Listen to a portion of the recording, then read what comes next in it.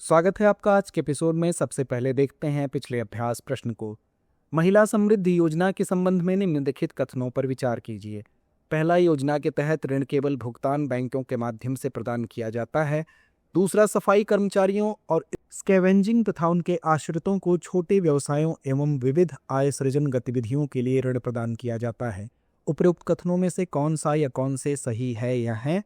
विकल्प ए केवल एक, विकल्प बी केवल दो, विकल्प सी एक और दो दोनों, या विकल्प डी ना तो एक ना ही दो। तो इसका सही जवाब है विकल्प बी। महिला समृद्धि योजना के तहत लक्ष्य समूह को क्षेत्रीय ग्रामीण बैंकों और राष्ट्रीयकृत बैंकों के माध्यम से ऋण प्रदान किया जाता है, अतः कथन एक सही नहीं है।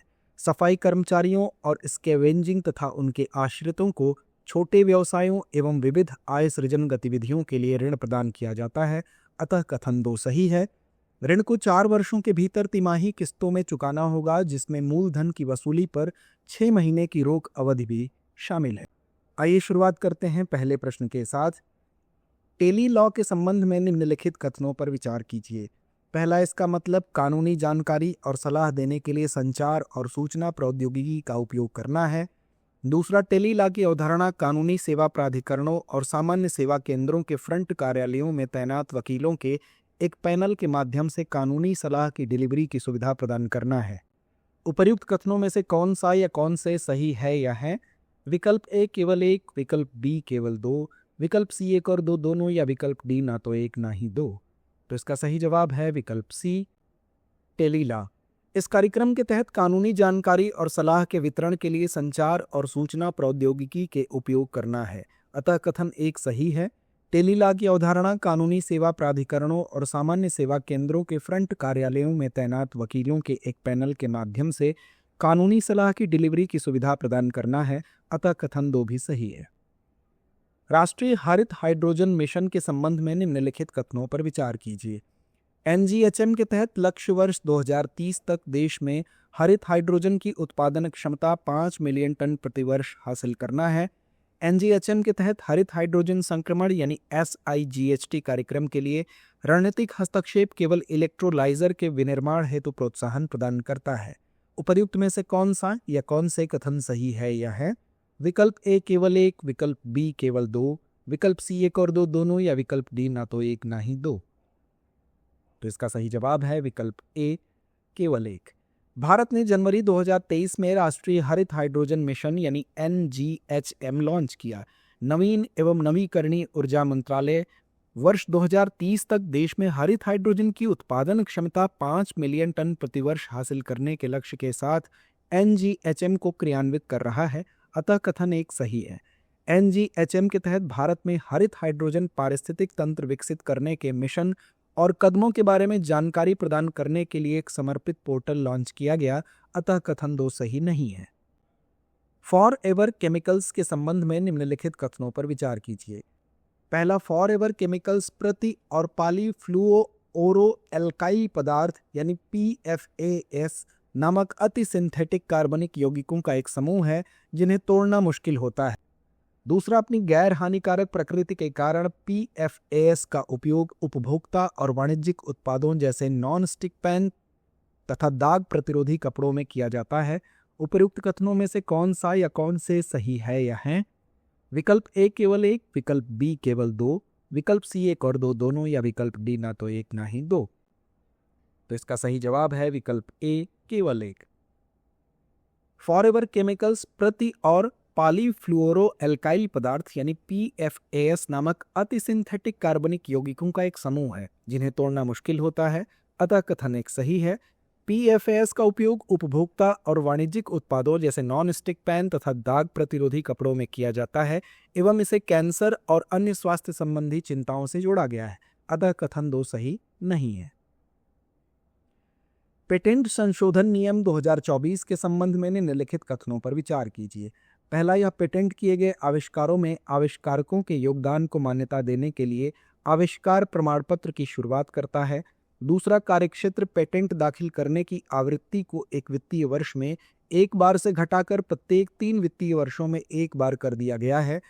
तीसरा, परीक्षण हेतु अनुरोध यानी RFE दाखिल करने की समय सीमा कम कर दी गई है, जिससे पेटेंट प्रशिक्षण प्रक्रिया में तेजी आएगी। उपर्युक्त में से कितने कथन सही नहीं है?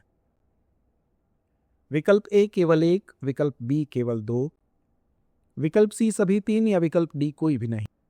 तो इसका सही जवाब है विकल्प डी, कोई भी नहीं। पेटेंट संशोधन नियम 2024 के बारे में अगर बात करें तो यह पेटेंट किए गए आविष्कारों में आविष्कारकों के योगदान को मान्यता देने के लिए आविष्कार प्रमाण पत्र की शुरुआत करता है, अतः कथन एक सही है। कार्यशील पेटेंट दाखिल करने की आवृत्ति 1 वित्तीय वर्ष में 1 बार से घटाकर हर 3 वित्तीय वर्षों में 1 बार कर दी गई है, अतः कथन 2 सही है। अब परीक्षा के लिए अनुरोध दाखिल करने की समय सीमा कम कर दी गई है, जिससे पेटेंट परीक्षा प्रक्रिया में तेजी आएगी, अतः कथन 3 सही है। निम्नलिखित पर विचार कीजिए। पहला, माइक्रोप्लास्टिक 5 मिलीमीटर से कम लंबाई के छोटे प्लास्टिक के टुकड़े होते हैं जो समुद्री और जलीय जीवन के लिए हानिकारक हो सकते हैं। दूसरा, माइक्रोप्लास्टिक सिंचाई के पानी के माध्यम से मिट्टी में प्रवेश कर सकते हैं और जड़ों के सिरे पर जमा हो सकते हैं, जिससे फसलों की वृद्धि में बाधा उत्पन्न होती है तथा खाद्य श्रृंखला के साथ सीधा संबंध बनता है।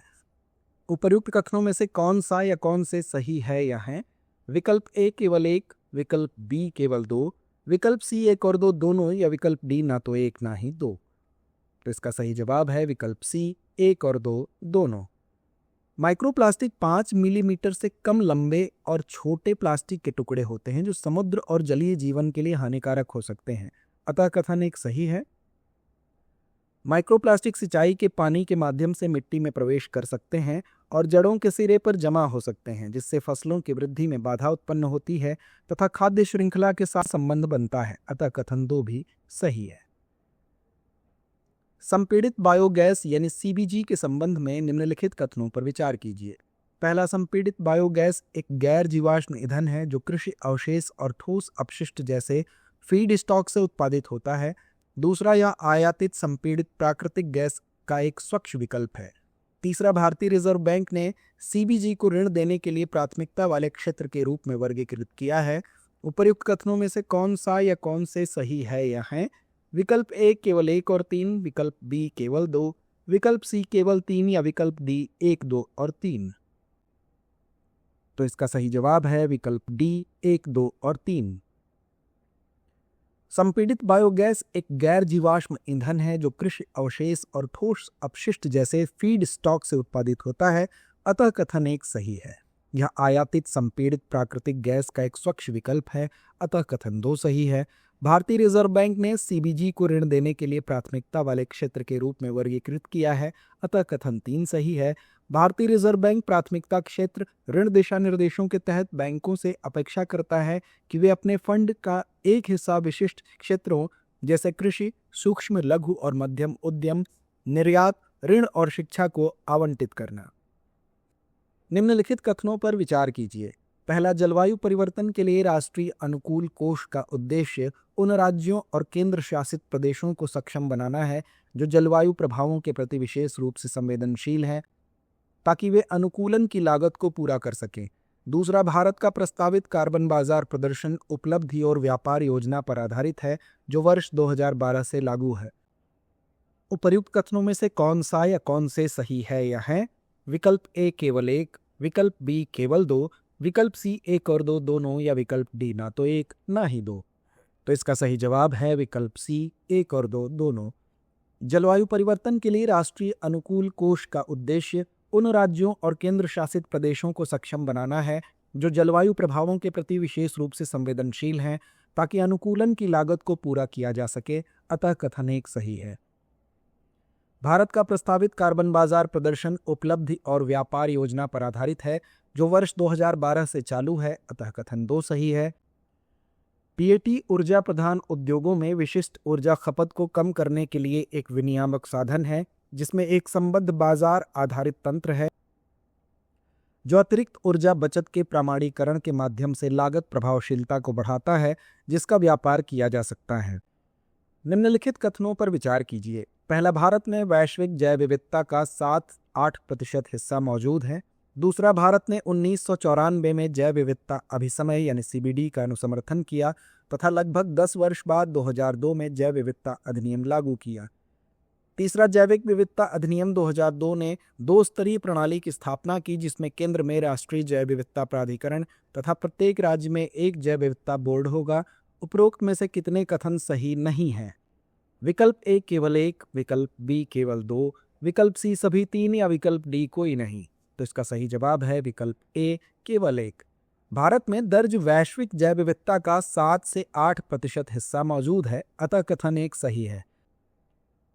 भारत ने वर्ष 1994 में जैव विविधता पर कन्वेंशन यानी CBD की पुष्टि की और लगभग 10 वर्ष बाद 2002 में जैविक विविधता अधिनियम लागू किया, अतः कथन 2 भी सही है। अधिनियम ने त्रिस्तरीय प्रणाली स्थापित की, जिसमें केंद्र में राष्ट्रीय जैव विविधता प्राधिकरण, प्रत्येक राज्य के लिए एक जैव विविधता बोर्ड और स्थानीय निकायों के स्तर पर जैव विविधता प्रबंधन समितियां शामिल हैं, अतः कथन 3 सही नहीं है। कुनमिंग मॉन्ट्रियल वैश्विक जैव विविधता फ्रेमवर्क के संबंध में निम्नलिखित कथनों पर विचार कीजिए। पहला, इसे वर्ष 2022 में जैव विविधता पर संयुक्त राष्ट्र अभिसमय के पक्षकारों के सम्मेलन की 15वीं बैठक के दौरान अपनाया गया।